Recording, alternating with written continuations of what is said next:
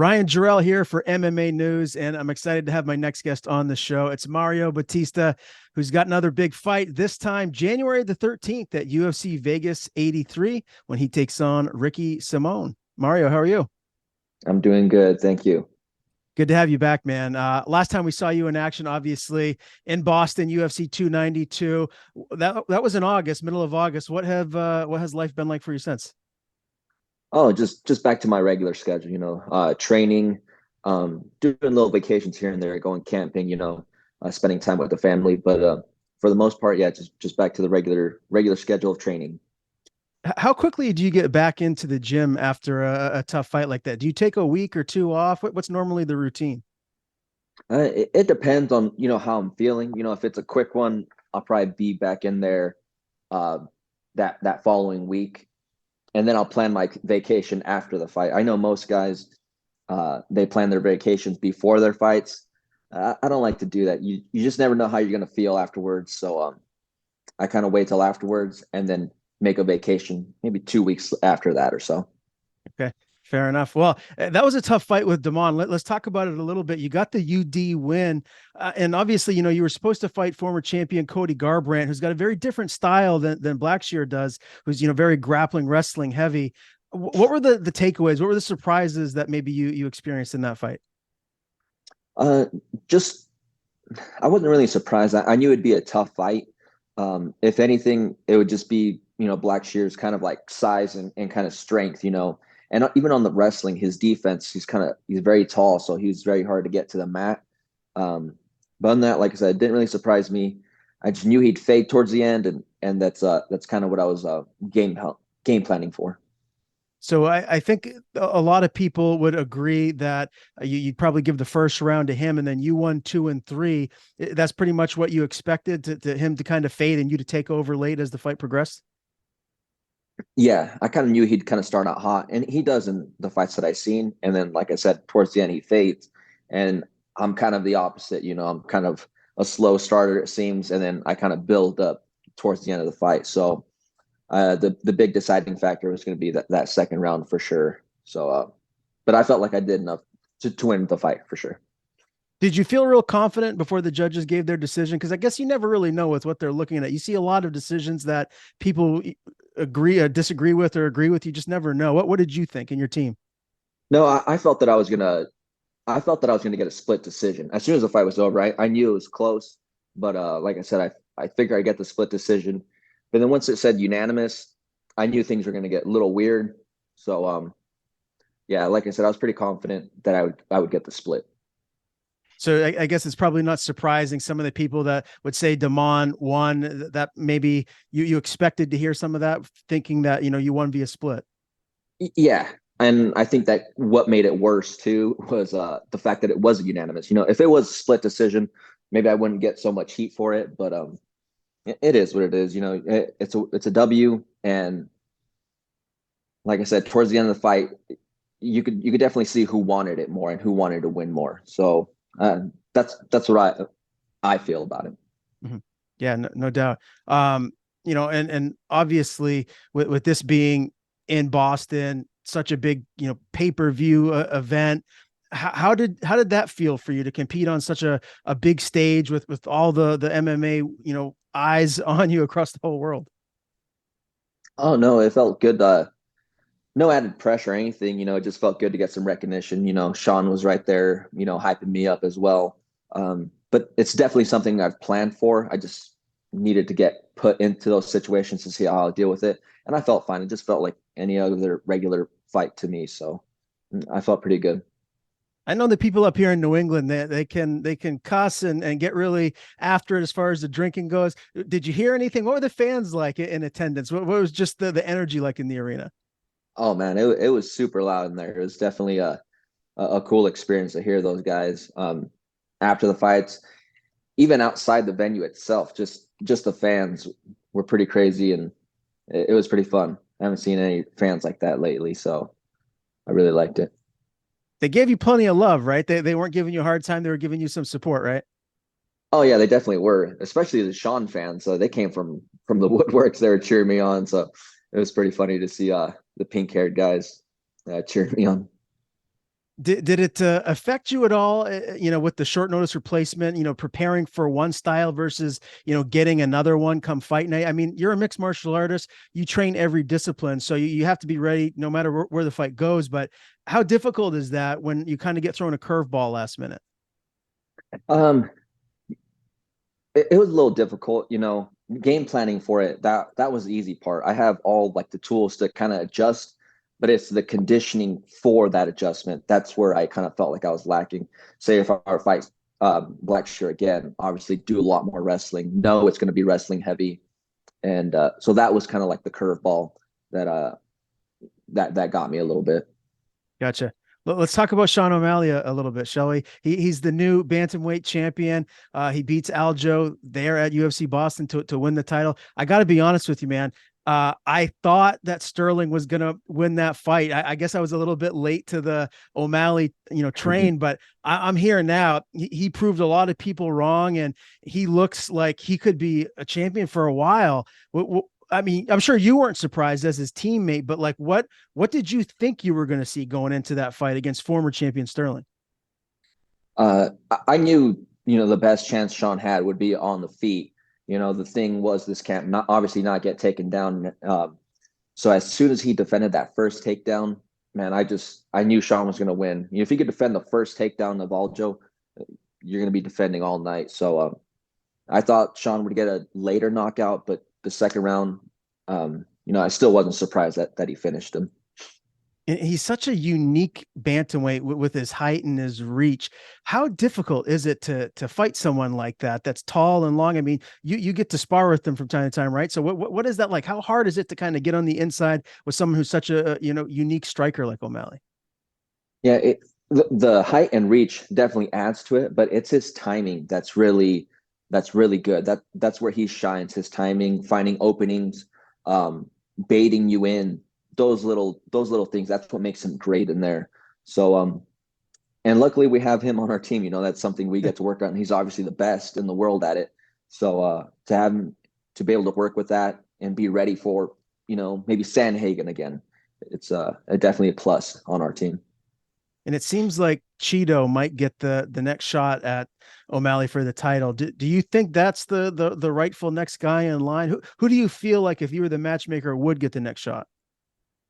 Uh, I think Cheeto, he technically has a win over Sean. I know Sean won't admit it or anything like that, but yeah, I think it's a great money fight for Sean.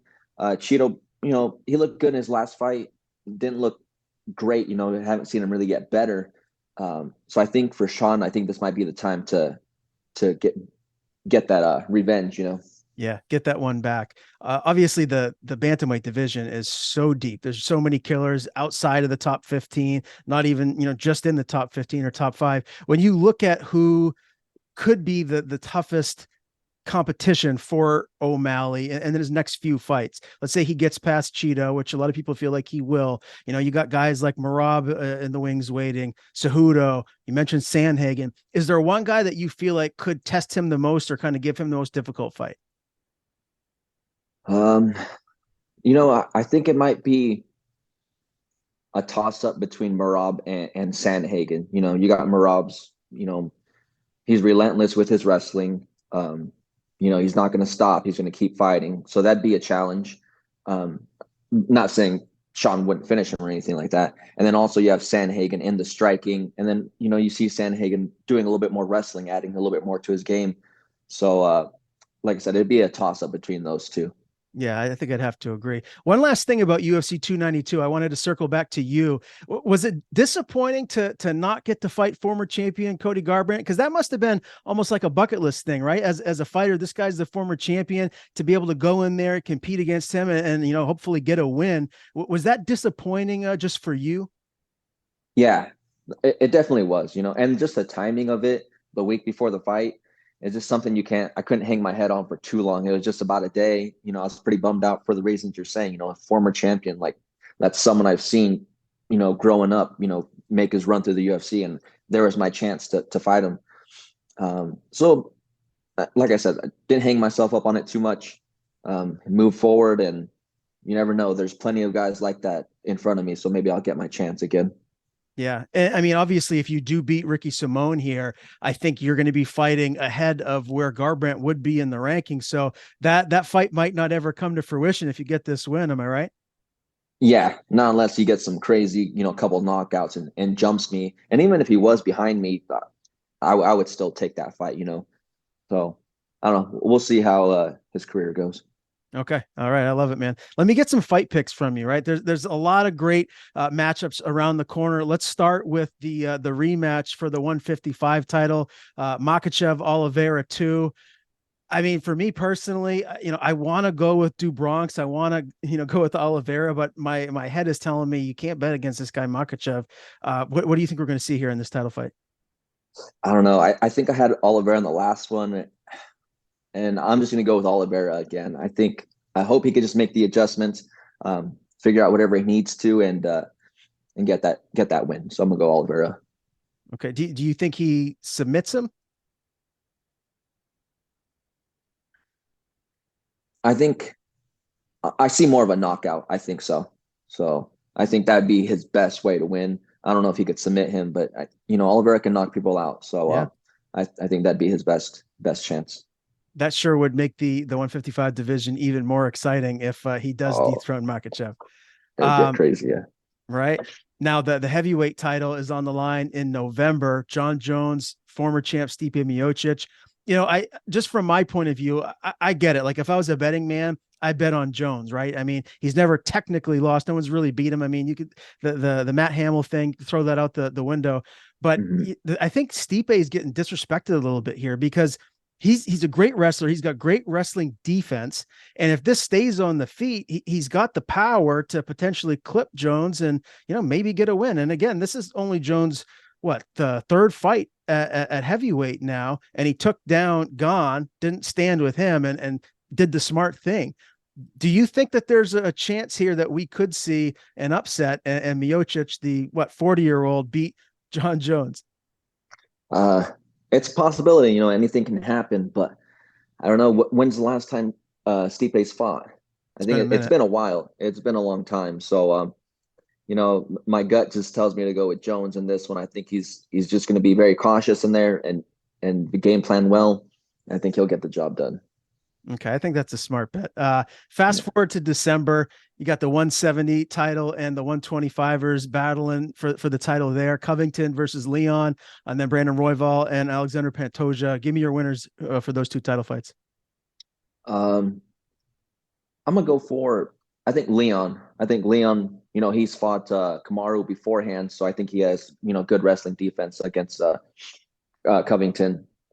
So I'm gonna go Leon on that one, and then I'm gonna go with Pantoja on against Royval, Brandon Royval. He's just relentless, man. His last fight, he just kept coming. He really wanted it. I'm gonna go with him.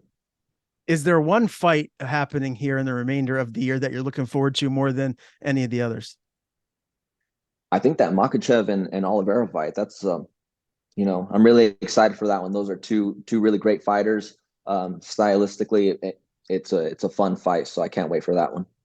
Now, as far as your division goes, Rob Font is welcoming Davison Figueiredo to the 135 division. How do you feel like Figueiredo is going to do against Rob Font? That's a fun fight. We'll see how he deals with like the bigger division. I know Figueiredo's a big 25er to begin with. I know he's had some trouble making weight.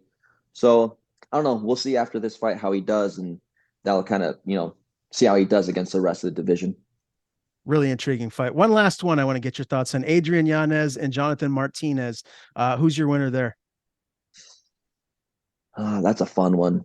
Isn't it? Um, I'm gonna go with Martinez. I think striking wise they're very good, but I think Martinez has better leg kicks, better kicks. Uh, so I think that's going to be maybe a deciding factor in that fight. Okay, fair enough. I'm excited, man. A lot of great fights here to close out 2023. Before we get to 2024 and get to see you fight Ricky Simone, which is an absolute banger. As far as this upcoming camp goes, we're still a ways out. When do you actually start? When will you start this camp to get ready for Ricky? I think mentally I'm starting. I'm starting now. The things I'm doing in training, I'm kind of gearing it towards Ricky right now. So why not get started while I'm ahead? Once we get a little bit closer to the fight, maybe 5 weeks out, we'll start picking it up in practice and getting ready, getting conditioned for that fight.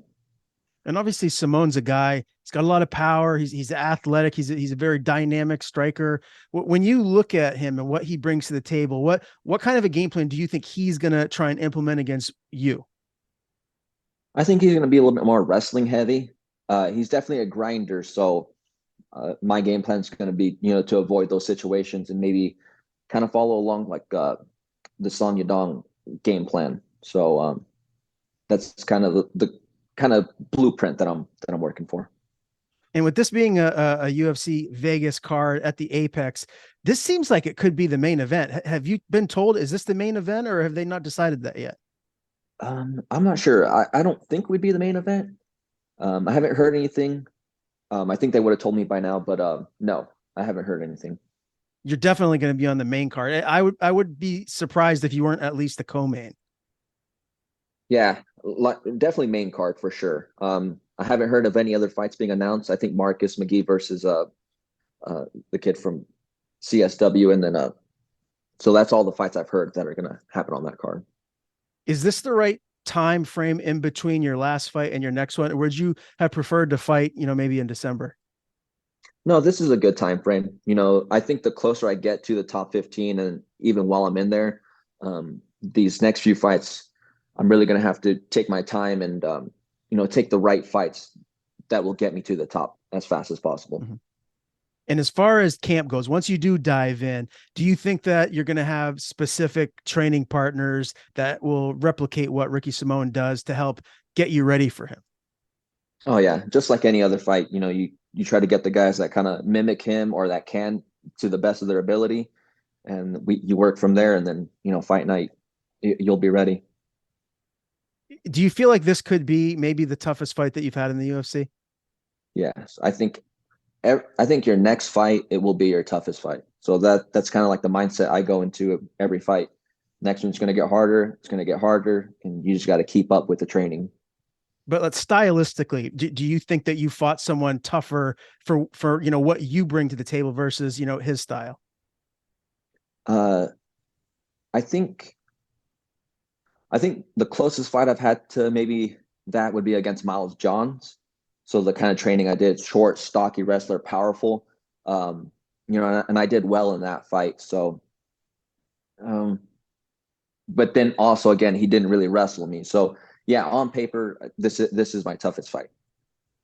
What did you think of his last fight? I believe it was in April of this year, so it's been a little while now. It was a round 5 loss to Song Yadong.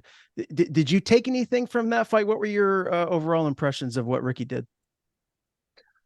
Uh, no, he did good that fight. Him and Song, we're going back and forth. Sadong was maybe winning all the rounds, but Ricky was hanging in there, being tough. And then he just kind of like avoided Ricky's, grind. Like I said, he didn't let him hold on too long, um, kept it on the feet. And, that's something I'm going to have to do in a matter of 3 rounds. So, like I said, that's kind of what I'm game planning for.